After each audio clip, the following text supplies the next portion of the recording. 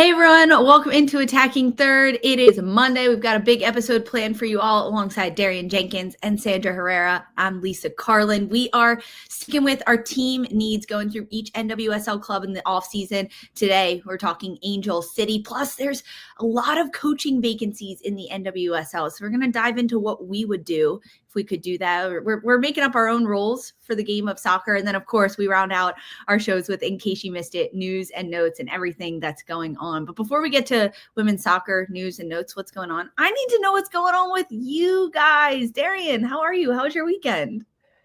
My weekend was very fun. Did a lot of dancing. I saw Wicked and I was dreading singing it. I'm not going to lie, but I loved it. I actually really loved it. I even shed a little thug tear at the end of the movie. So love it.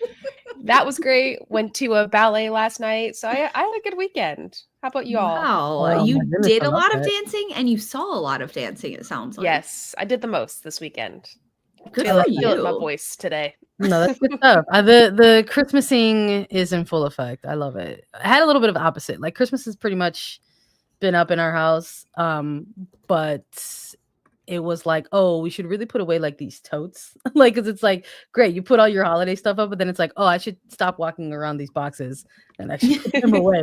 So that was like, it was like a little bit of a reverse for me. So now it's like, now we're like really enjoying all the Christmas. You've like cleaned up the Christmas storage. Almost. It looks even better. It looks even better than it already did. I get that. I spent time with family this weekend. I got to go home back to Philly, did a little Eagles tailgate, nice. Hung out with the Niblings, the nephews and the nieces. I'm currently in my sister's house right now, and she has a 2-month-old baby. So if you hear crying, it's not me, I promise. Aww. It's just a child. It's not me crying. But I also saw Wicked, Darian, for the second time on Friday. Oh I also want to get in a rewatch. I heard it's even better on a rewatch. So it was better the second time. I'm gonna wait till it comes out to watch it again. But I was surprised at how much I really enjoyed it. I've never seen any rendition of Wicked, so that was my first experience. Really? And I'm happy it was. Nice. Yeah. Wow. I'm surprised at that. It's so good. I mean, they did such a good job with it. I love that we're a Wicked podcast now. Like we are. We are. You know what else we are, Sandra? We're up for nominations because we have not one, but 2 awards that Attacking Third is nominated for in the Sports Podcast Award. We're up for Best Football Podcast and the Diverse Voices Award. These awards are so incredible, and we are not honored and we're not nominated, we're not finalists without all of you, the people who watch on YouTube, watch on Golazo Network, listen as a podcast. So thank you, thank you, thank you. And to win this award, it is entirely 100% through fan voting. So there's a QR code on the screen right now. There's a link in the chat, a link in this podcast description. Go vote for Attacking Third for Best Football Podcast in the Sports Podcast Award. Voting is open now through January 13th. Tell a friend to tell a friend. Go vote. Go vote, guys. Thank you. Thanks for nominating us. Okay, let's dive into it because this NWSL offseason, it is a time for teams to bulk up, to shed some fat, to trade, sign, hire, fire, change everything to be better than they were last year. And we're going through every single team individually. And today we're talking about Angel City FC. Last year, it was a bit of a struggle bus for this Angel City side. They finished 12th overall in 2024 on 24 points, 7 wins, 6 draws, 13 losses, and their goal differential was -13. They struggled. Big changes that happened throughout the 2024 season for Angel City is in September, Bob Iger and Willow Bay became the official owners of the club for a record $250 million. That was the most ever paid for a women's sports franchise. Then in October, as the season continued for Angel City, they got themselves in a little bit of muddy water because they were docked 3 points and fined $200,000 for violating terms of the salary cap. And that 3 points, it set them back ultimately and was a bump in the road for them. Since the 2024 season has ended and Angel City didn't make the playoffs, they've parted ways with their GM, Angela Mangano, and also they fired their head coach and they've parted ways with Becky Tweed. So there's a lot already that's changed. Meanwhile, their free agency list it continues to grow. And they're saying goodbye to big players, including goalkeeper Didi Hadachich, defender Jasmine Spencer, 2 players that have been with Angel City since it's an all-girl season, midfielder Maggie Doherty Howard, and forward Katie Johnson. Plus, defender Merritt Mathias retired. So big losses already that have left Angel City. There's still in negotiations with Kristen Press for her contrast moving forward. Vanessa Gilles, the Canadian international defender who's been on loan with Lyon, she is announced and she will come back to Angel City, but they've also lost their rookie last year in Madison Curry, the defender, who played significant minutes in 2024. There's already so much change that has happened, Darian, but when you think about Angel City in 2024 and why they didn't succeed, what's like the biggest factors that jump out to you? Well, we had the privilege of talking to Becky Tweed quite a few times about how she was approaching the game, how she was adjusting a style of play, and it never fully came together. I think she was trying things that didn't suit the personnel of who she had. She was also making a lot of changes with some big players. I mean, they had Amandine Henry, one of the best players in the world, and she was unhappy because she wasn't playing there. And how do you not play one of the best players in the world? How do you not build your team around a player like that? I think she made mistakes along the way, lost confidence, lost the locker room a little bit. Not as being a good person, she's a great person, but I think in the belief of her mission, her plan. And I think we just saw that result after result. They became a team where they should have been. They have the players to have a really beautiful style of play where they're possession heavy, they're good at switching the ball, they're great 1v1 players. But it was so choppy and inconsistent, and that all comes from your head coach and having that confidence and that trust in your training and that it's going to translate into a game. And it just never fully added up. So I wasn't surprised to see Becky Tweed go. I imagine she'll stay in the coaching carousel around the NWSL, but I think they just need a lot of changes and a coach that's going to give them a lot more confidence. Already they're changing GM, Sandra, head coaches. There's a lot to come. What is the direction that Angel City is looking to go in? Like, where do they need to be going? You know, it's wild to think about what Darian was just saying right now, because I almost sort of feel like there are some layers of similarities for Angel City's previous season, which is funny to even talk about because they've only been around for a couple of seasons. But I think, you know, hearing her mention Amandine Henry, it makes me think of that midfield, and it's an area. I don't know, maybe we want to call it a problem area for Angel City, but it's an area of the pitch that I feel like we've been talking about since their existence. I think even going into 2024, trying to make some of the moves that they made, whether it was, you know, getting, you know, someone like a Rocky Rodriguez, which I think at the time we were all high on that signing. We were like, yes, like here's a proven NWSL level type of player that can maybe kind of right things in the middle third there.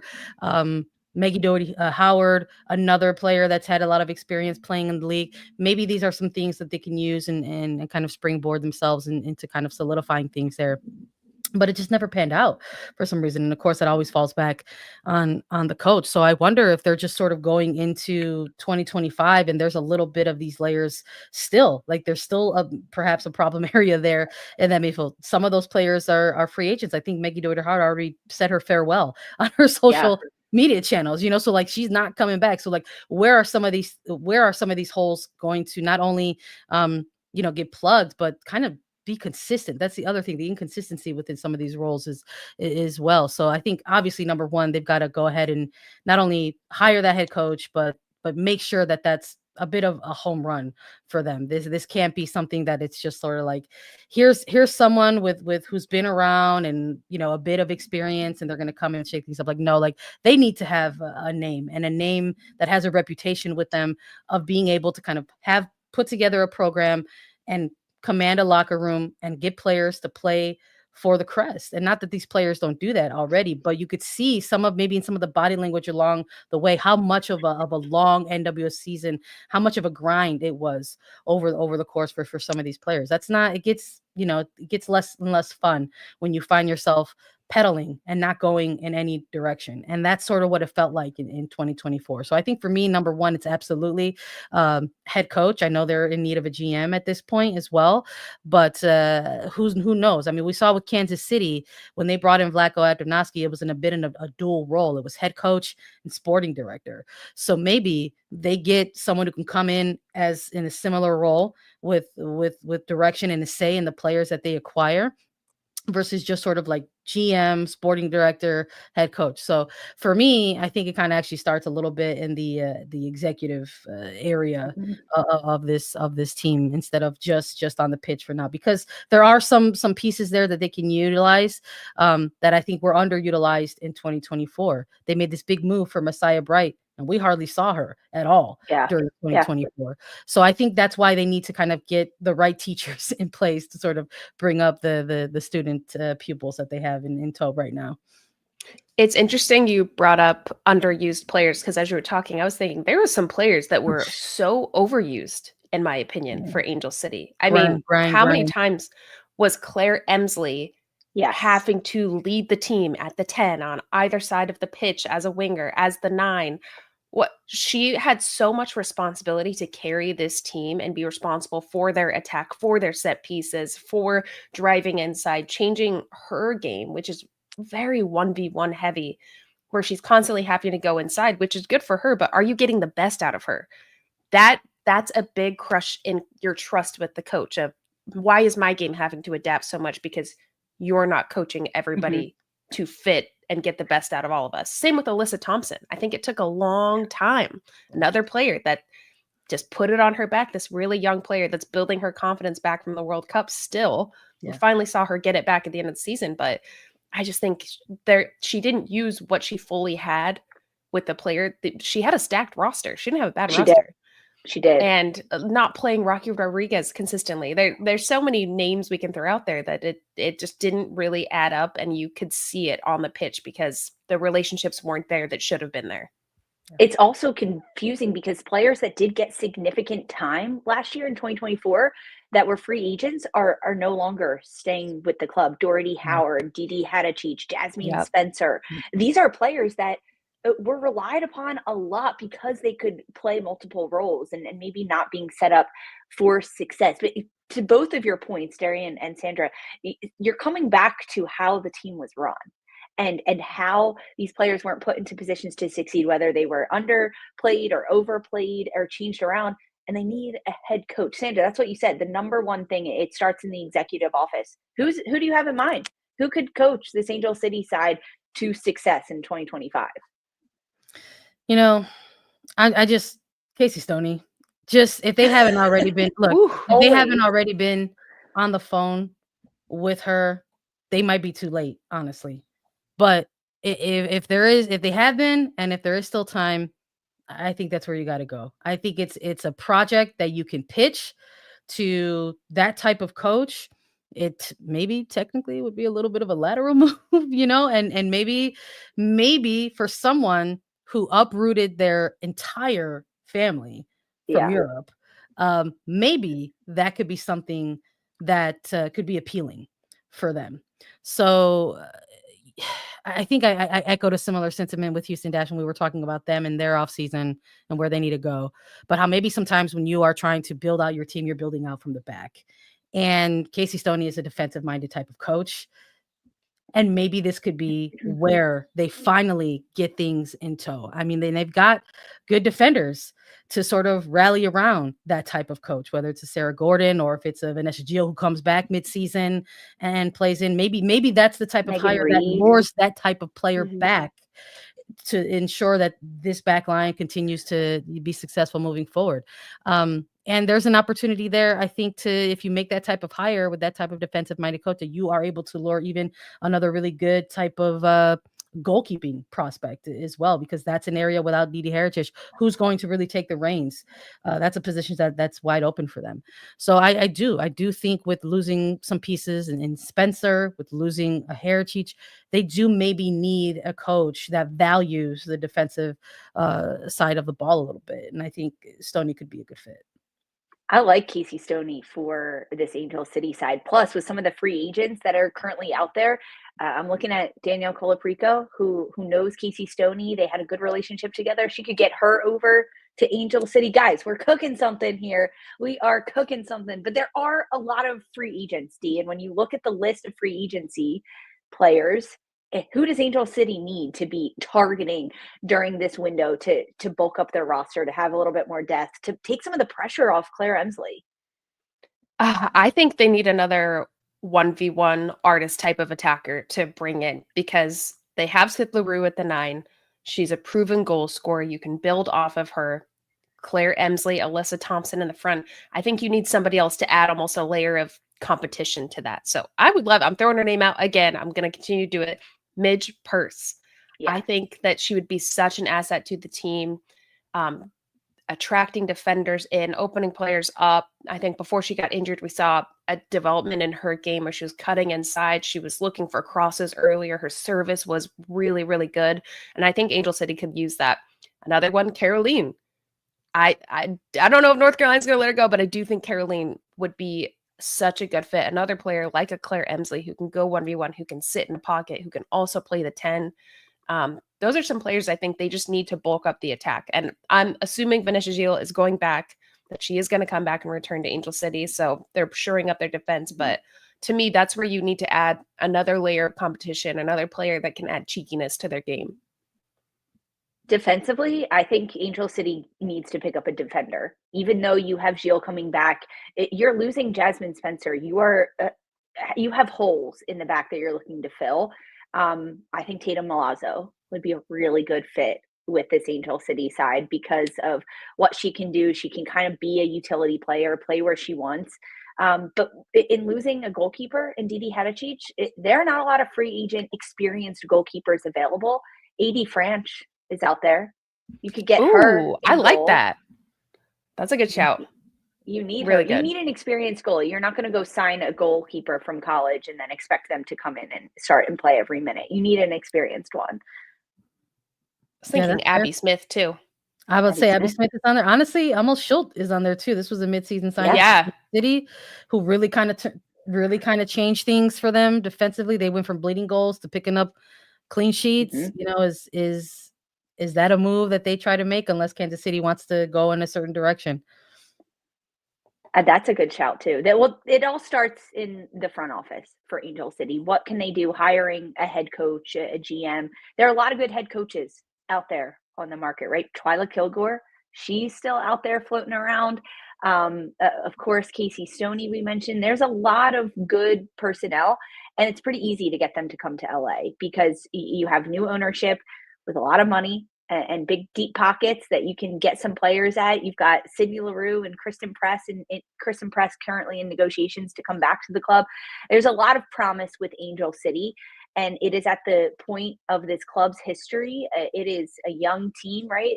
They've only been in the league for a few years, but they need to be making the playoffs, and they need to be at the top of the standings, and they need to be contending for a shield, for a championship at the end of the year. And that is where this club needs to be in 2025. And the work starts now for Angel City and what they can do. Well, we've given them some pretty good ideas here on Attacking Third. We'll see if they listen and take our notes into account. But speaking of coaching vacancies, it's not just Angel City. There's a couple others across the NWSL. We are going to put on our coaching hats and talk about what we would want to see from these individual clubs when we get back. Don't go anywhere.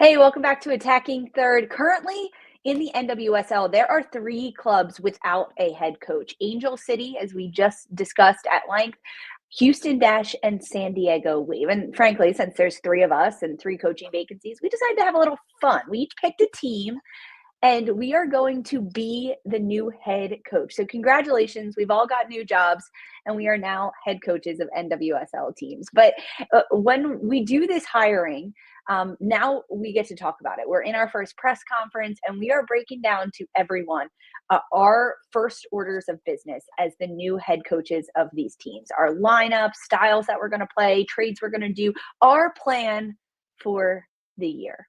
Okay, so first up, Sandra, we are going with you. Congratulations, you are the new head coach of the Houston Dash. What the heck are you going to do to get this team out of the cellar? Thank you. I appreciate that. You know what? Houston was like, hey, we heard Attacking Third is like constantly talking about Houston Dash and what they need to do. You do it. You do the job. And gotta say, not easy. When I was thinking about it, I was like, oh boy, there's a lot of work to be done. But they've made some moves already. One of them, again, similar to Angel City, we were just talking about this last segment, where I want some things to look a little different. For me, it is on the executive side. They did just hire Angela Hughley's to go ahead and ultimately be president of soccer operations. So it's a little bit different. I think maybe folks are thinking that she's going to have more of a role like a GM because that's her experience, but that's not really what it's going to be with Houston. They still actually have their interim general manager, Eric Ustruck, involved. And he's actually, with this new hiring of Angela Hughley, he's going to continue to really be responsible for the player transactions. And for me, at this point, in your offseason, there have been so many moves that have already been done. There's been a lot of re-signings for Houston Dash. They went ahead and insured up some things. They had a number of free agents on that list, and they've re-upped with a lot of them already. And I think at this point, with some of these moves that have happened before the year's end, for me, I'm just kind of like, just remove the tag. Like that's your GM.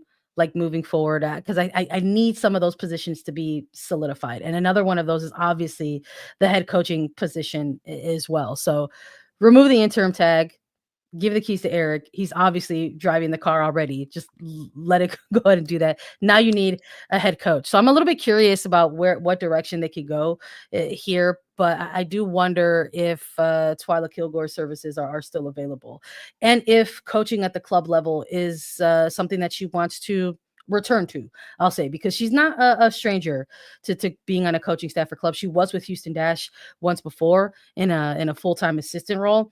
But what would that look like for her with a long season in front of her as head coach? And it's a little bit different after you've got a little bit of a taste of the glory, right, of the international stage. I would argue that maybe, just maybe, she could be a candidate for some other national team programs if she really wanted to do that.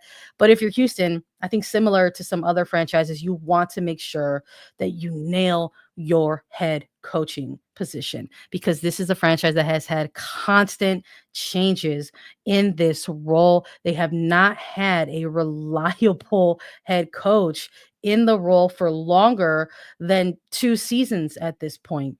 And so they really need to get someone, not only a big name, but someone who wants to commit to build with the Houston Dash, because there's a little bit of that energy for me with Houston, kind of like a bit of burning it down and building it back up, because this is a team that has just struggled. And every once in a while, when they have reached a little bit of a pinnacle, they find themselves sort of back in some trials and tribulations. And I think consistency is something that could almost be viewed as a layer of success for this team moving forward. So I think they have to nail the head coaching hire. I think Twyla Kilgore could be potentially a really good person to get in the role, because during her time as U.S. Soccer interim, we saw that she was a very collaborative type of coach. She and Emma Hayes talked a lot about how they had to work together to put together the best team, and under their duoship, we saw a lot of players get first caps, make their debuts, earn their first minutes. So she's not a stranger to trying new things and getting new players in the mix. So I think that's where that could work out really, really nicely for them. And then I think outside of that, once you get the GM, full GM, no more interim, good head coach, you got to try to figure out how to sign, get, recruit, whatever, acquire some type of franchise player. And I mean, in attacking a franchise player, because that really, I think if we want to go back in time, I don't know if we've seen that for Houston Dash since maybe Kaylee Watt. and maybe Rachel Daly after Wad departed for Chicago. So I think there's been a struggle. I think there was an attempt to make that player become Maria Sanchez. We've talked a lot about what happened there with Houston. This is the player that was unhappy with some of the dysfunctionality of this organization, requested a trade. And so that was very, very short-lived. So I think they need to absolutely find that type of a more attacking-minded type of franchise player that they can continue to build around or with moving forward. So again, like the ideas of building out through the back, through defensive, but they've got those pieces. I think for me, I like that they made that move for Paige Nielsen. Tarsiani is going to be massive for them in the future. Making sure that they locked up Natalie Jacobs. These are players that showed some really early and good signs of chemistry playing together for their first time in 2024. So I can only imagine that that's going to improve in 2025. And then you got Jane Campbell. That's more. It feels like it's more or less solidified. I'd like one more piece, but I think getting a Kilgore-ish type of coach in there, getting back to simple things. I'm feeling, kind of like 4-4-2 kind of energy for Houston. Ooh. Breaks. Just simplify it, especially when you still have a ton of players who have kind of been with this franchise for a little while that probably desperately really want some direction and areas to go. So just simplify it. 4-4-2 energy. Maybe let's have some fun. Let's see what happens in Diamond. If that doesn't work, switch it up. But let's go. I just want to simplify things for this team moving forward. Get back to maybe even having some fun, bring some joy back, because I don't think we've seen a lot of that for this Houston Dash franchise. No, there has been a lack of fun for sure in Houston with this team and what they can do. So Sandra, it sounds like you took over the head coaching role and then you gave it to Twyla Kilgore. Yes, that's what I was wondering too. I was like, goodbye. I was like, I've done my time. I've done my best friend Alonso. I'm out. Take it over from here. See ya. Sandra's literally like, I don't want this job. Who does? Who really does at this point? You're right. Who does want that job? Okay, I like this plan. Simplify things at Houston Dash. A 4-4-2. Defensively they're solid. They just got to get people to score goals, and they need a coach that'll stay with them for more than a year. And Sandra already left them, so they're off to a bad start. I'm just part of the narrative. I'm just part of the problem. Carousel continues. I'm part of the problem. What can I say? Add a name to the list. Okay, D. Right here. Congratulations. You're moving back to LA. You did it. Woo! Thank you. Angel City's new head coach. Thank you. My first move would be to hire Carmelina Moscato. I would poach her from Louisville to be my assistant coach. First move. Let's get a trustworthy coach. Literally my first move. Are you kidding me? Is it really? Yes. Yeah. So I'm coming after her. Well, you're going third, so you don't get her.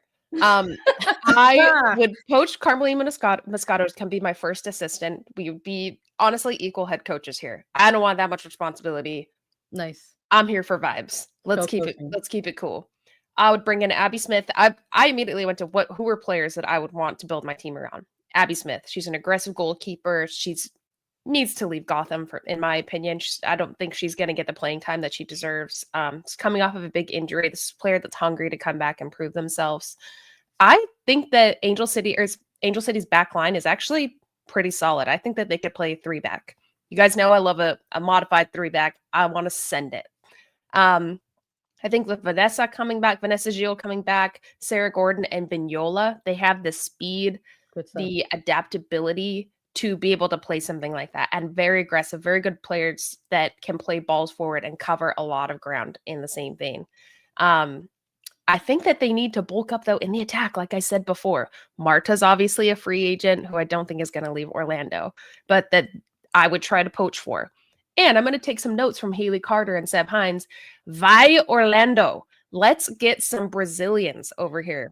Caroline, Gabby Portillo, I think, as a player that I would love to have as a 9, to maybe play in a 3-5-2 where we're playing a double 9 and double pivot. Very technical player that's really aggressive, player you can almost build your team around up top because she likes to check in. Imagine the combination play with Claire Emsley. I can see that relationship happening already. And one other player I would love to bring, Jenny Hermoso. Nice. Need some big names. You need some stars. LA is a place. I'm happy I picked LA because LA is you don't have to sell it. people want to live in LA. It's a desirable market.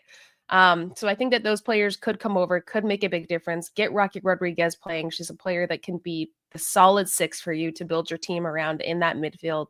Junendo's coming back from injury. That's massive for them. So yeah, those are the moves I'm making. And then again, I would try to poach Haley Carter away from Orlando. I'm just taking the good from each team. I would poach Haley Carter away. Yeah, hey, we got Disney money. Let's go. What do you want? You want a house on the beach? We can do that for you. We got Disney money. So those are people I would bring around me that are trustworthy, that know the game. They have experience playing. I think is huge, a huge asset to get buy-in from your players. And I think that we would win the league. So head coach. Look at that. Good head coach energy. Not like me where I'm like, me, Carm, and Haley Carter. All vibes. I'm like, well, you've literally poached 2 of my people already. Incredible. It's fine. I'll pivot. I'll move on to someone else because San Diego is arguably more desirable than LA by a million. So I don't have a lot of heavy lifting to do in terms of convincing people to come with me to San Diego. But as the new head coach of San Diego Wave, my first duty is re-signing Danielle Colaprico as a free agent, getting her back on the roster. I want her with me. Right. And I can't have Carm, but I'm going to go get Adrian Gonzalez. I'm going to say, come with me to San Diego. I'll show you the West Coast. That's a good shout. And we can make magic here. And he is going to be the tactician behind what we do and how we grow this team. I also am going to hire Joe Lloyden as my goalkeeper coach. I think I could get her to come to San Diego. Oh, so now that's a good one. Nice. Defensive structure on the lock, building out of the back, whatever I want to do, I can do that tactically with who I have. I'm also going to need to center, kind of shore up my defense a little bit, and I'm going to go after some Germans. I want to get Julia Gwynn on my roster, and I also want Jule Brand on my roster because with players like Maria Sanchez that I have, with Danielle Colaprico that I'm re-signing in the midfield, I've got Jaden Shaw. I'm going to play in a 3-5-2, and I'm going to have wingbacks, and they're going to Lisa, what the hell? Wow. And guess what, Darian? I just stole the shield and the championship from you, just like that, because of what I was able to do and bring in. But it's really, it starts with my coaching staff and my ownership group and what we're going to do there. And it all trickles down. I've got young players like Mel Barcenas that I'm going to grow to be a certain kind of player that can play really on both sides of the ball. I think we could put her in a wing back position on one side with Maria Sanchez on the other. And we're just going to cook. We're going to cook and we're going to win. You like that? Lisa's acting like she's got the Disney money. What's going on here? Yeah, well, only one of us has Disney money. Let's take a step back here. Okay. Mickey Mouse. Come on. Right. But I didn't bring in that many people, right? Darian changed everything at Angel City. I didn't change everything. I think it's a place where players would kill to play and live in that market. You can make so much more money even just being in LA. There's opportunity to do much more than just being on pitch. I'm over here trying to pitch Houston. I'm trying to pay people. What am I gonna do? Be like, yeah, come through. It's not quite a walkable city, but we got good food. It's hot. It takes 20 minutes to go everywhere. It's hella hot. We got crazy thunderstorms in the summer, Sandra. That's why my first move was getting Twyla Kilgore and peacing out. I would say I'm moving. I debated taking them because I would say, let's move to Austin. Screw this. This place is plagued for a team here. Let's go to Austin. Oh my goodness. Wow. Okay, this was so fun. We did a poll on YouTube with the people joining us right now to talk about what coaching vacancy is the most desirable between Angel City, San Diego, and Houston. Angel City, they won by 55%. San Diego Wave 37%. No one wants to go to Houston. 7%. We also did that poll before my grand plan in San Diego, but it's fine. We're gonna win the league. You feel like Sandra, I thought of one more thing you could have thrown in there. Acquire Beyonce as a majority owner. Get some Cowboy Carter money. Just let her run the whole ship, honestly. Yes. She'll be like, I don't have Beyonce any experience. I'll be like, it doesn't matter. And he'll just be like, hey, Beyonce, why don't you take this average team that hasn't done a lot and we can't keep anyone hired here? Do you want to buy into this? Yeah, that'll do it. She'll be like, she rips Houston hard. I don't know. Yep. She does. Yep. This is true. Let us know what you would do at Angel City, San Diego, Houston Dash, how you would be the head coach. Let us know what you would do there. Okay, guys, don't go anywhere. We're changing the rules. We're changing all the rules here at Attacking Third. Stick with us to see what I mean.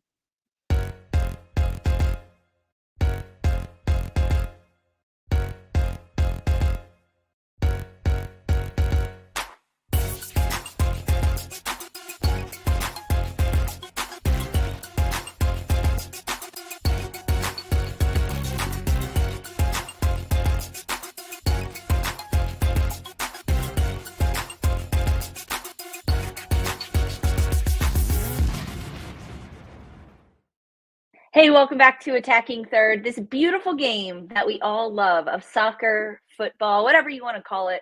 It's been around forever. And that doesn't mean it can't get better. This holiday season, we are doing our wish list, our rule change wish list, if you will, picking a rule to change the game of football. So we're each going to propose 1, 2. It can change the game. It can be removed from the game. It can be new and added. It can just be tweaked, something that already exists in the game. We know people love talking about this on the internet. So let us know your rule changes for football, soccer, and we're going to give you ours and let us know how they go. Sandra, you are up first because you currently don't have a job as you've abandoned your head coaching duties at Houston. So you have all the time to come up with new rules for the sport. I got nothing but time. You know, it got me thinking. I'm really glad that we brought this as a segment because I forgot which episode it was, what segment it was, and I mentioned the concept of like a clock when it comes to pitch side reviews, and I think I'm going to stick with that. I think I'd like to see a clock involved when it comes to making these types of rules. If the concept of clear and obvious is something that exists when reviewing these types of things for the center official pitch side, then you have to lean into that.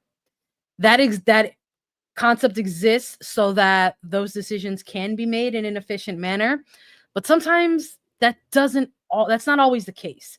And we saw that so often in NWSL with the integration of VAR for the first time. And it affected not just one, not just two, but every match week throughout the duration of NWSL 2024.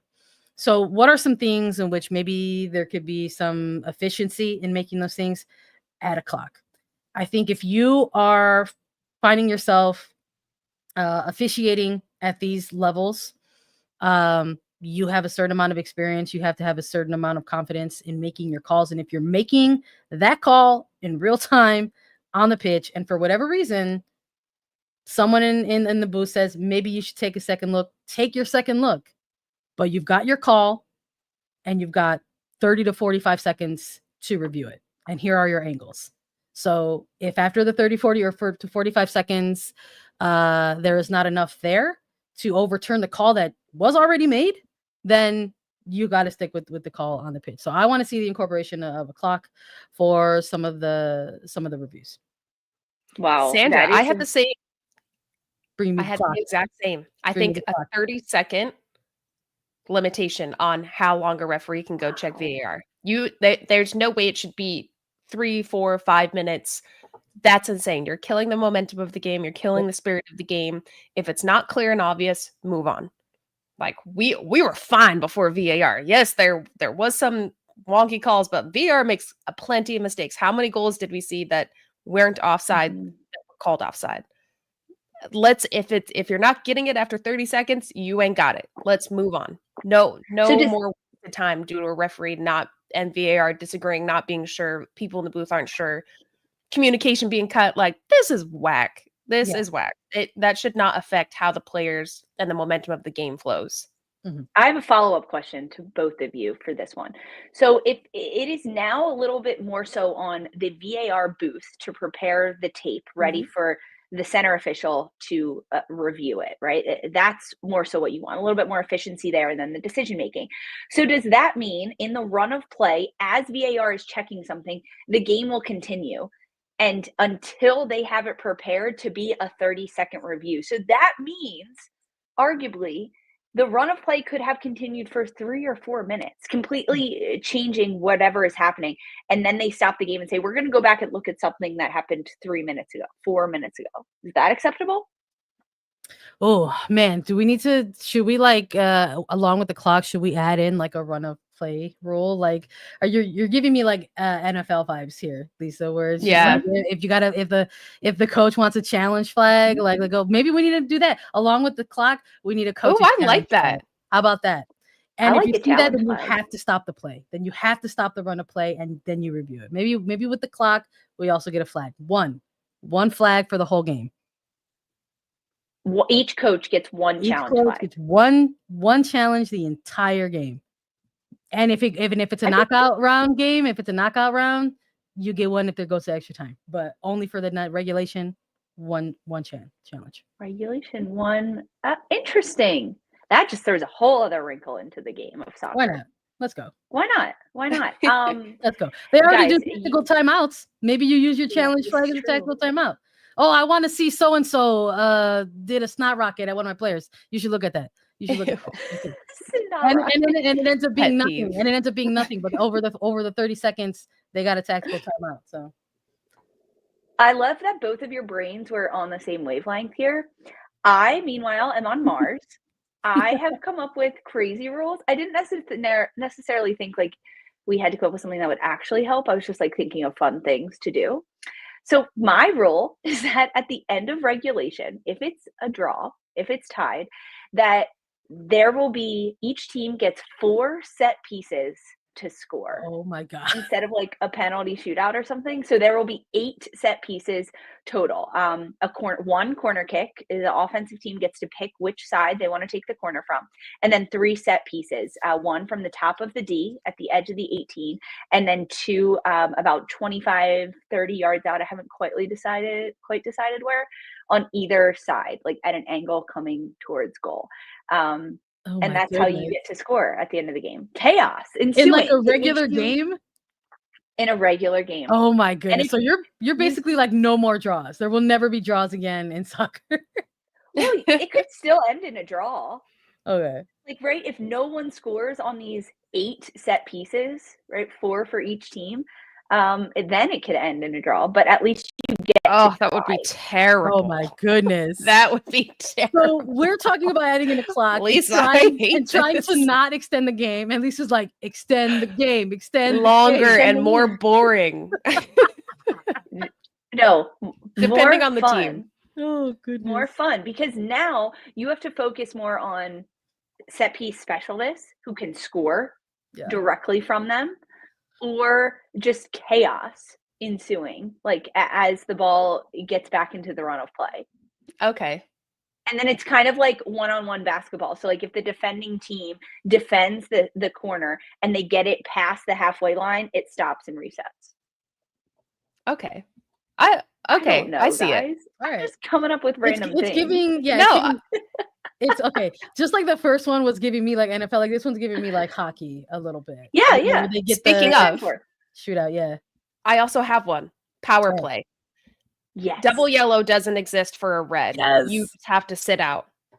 I guess your team is now at a deficit for, let's say, 8 minutes into the match. You want a penalty box. Yeah, I love it. I want a penalty box. Yeah, that would be fun. Yeah, in lieu of like the blue card, that would be just fun. get a penalty box.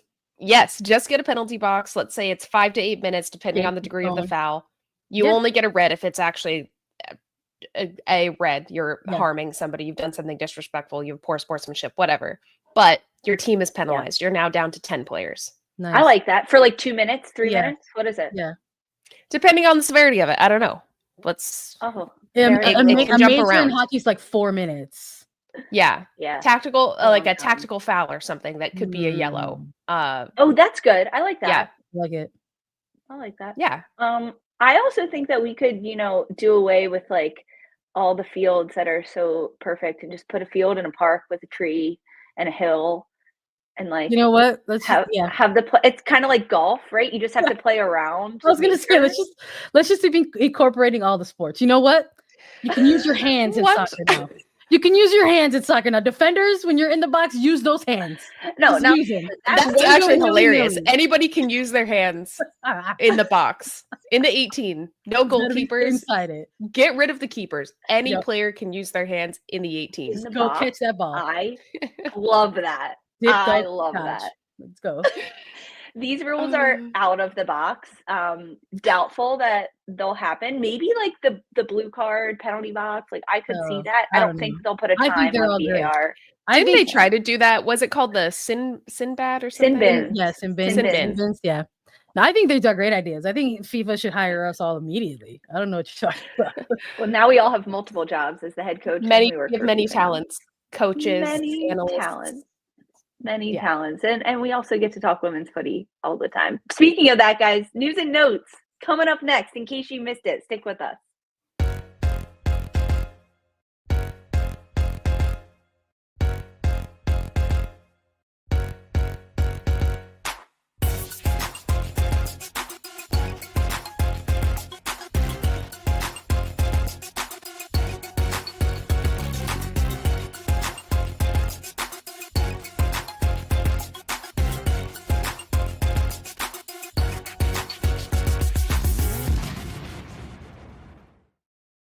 Hey, welcome back to Attacking Third. In case you missed it, news and notes segment time. There's a new competition coming to Europe. UEFA has named it the Women's Europa Cup.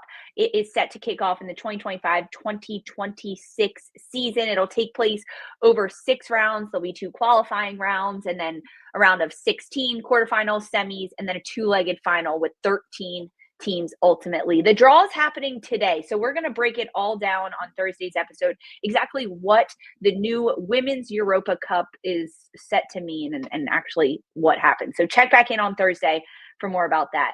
The UEFA Executive Committee has approved a 41 million euro prize money pot in Switzerland ahead of the Women's Euro 2025 final tournament draw. That represents a 156% increase on the figure from 2022. There's been a lot of talk about the Women's Euro next summer and the money around it, but the club benefits payments are increasing 6 million euro, compensating European clubs who will release players for the tournament. So this is more money in for the Euros, more money going directly back to the players.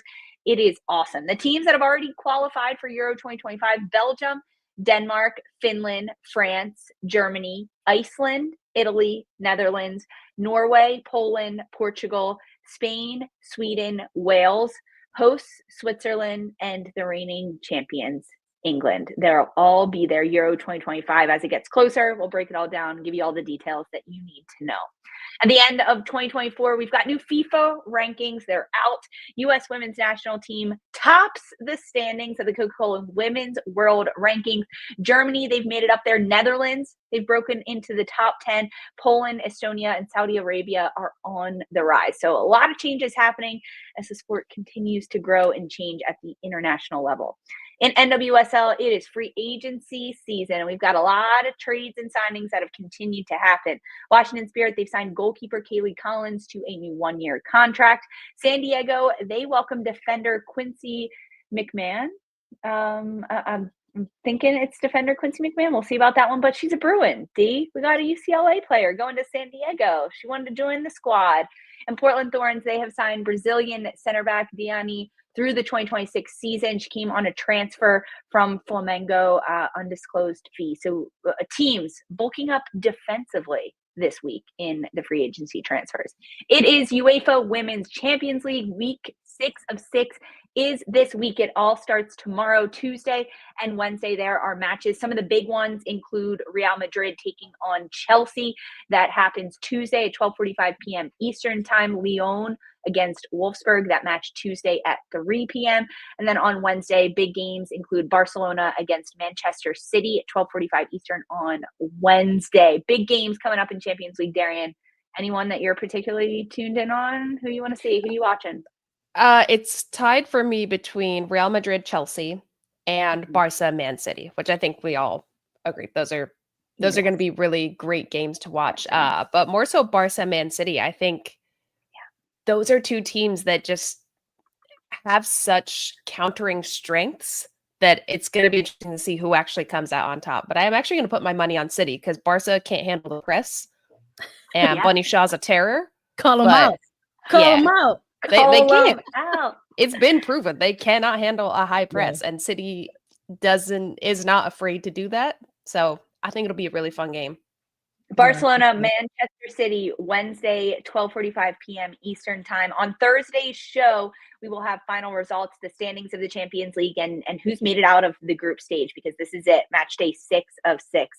Elsewhere in Europe, in England, taking a look at the Barclays Women's Super League this past weekend, there were some big results that happened. Everton surprised Manchester City with a 2-1 victory at home. United, they only needed 1 goal on the road, and they took down Crystal Palace. Sorry, Sandra, RIP to them. Aston Villa, they put away 3 in their 3-0 win over West Ham. Arsenal, they got all 3 points against Liverpool on the road. Alessia Russo delivered the match's only goal in the 20th minute. 6 goals already for Russo in the last 5 Barclays Women's Super League matches as Arsenal pick up the win. And then Chelsea, they drew with Leicester City 1-1. And this is all pretty interesting because the Barclays Women's Super League pauses now, right? As those teams, they will head into Champions League play for the next 2 days. And then league play will resume again in the new year, January 17th, 2025. We got good football happening all over the place, but also a good breather for people just to take a minute and relax. And when you're not watching football, you know what you can do? Vote. Vote for Attacking Third, because we are finalists in 2 categories for the Sports Podcast Awards this year, Best Football Podcast and Diverse Voices Award. The winners are determined entirely by fan voting. So thank you for listening and watching to Attacking Third. Go vote for us. It's open until January 13th. There's a link in the chat on YouTube and in the podcast description. And if you're watching this, there's a QR code on your screen right now. Go vote for Attacking Third. Tell a friend to vote.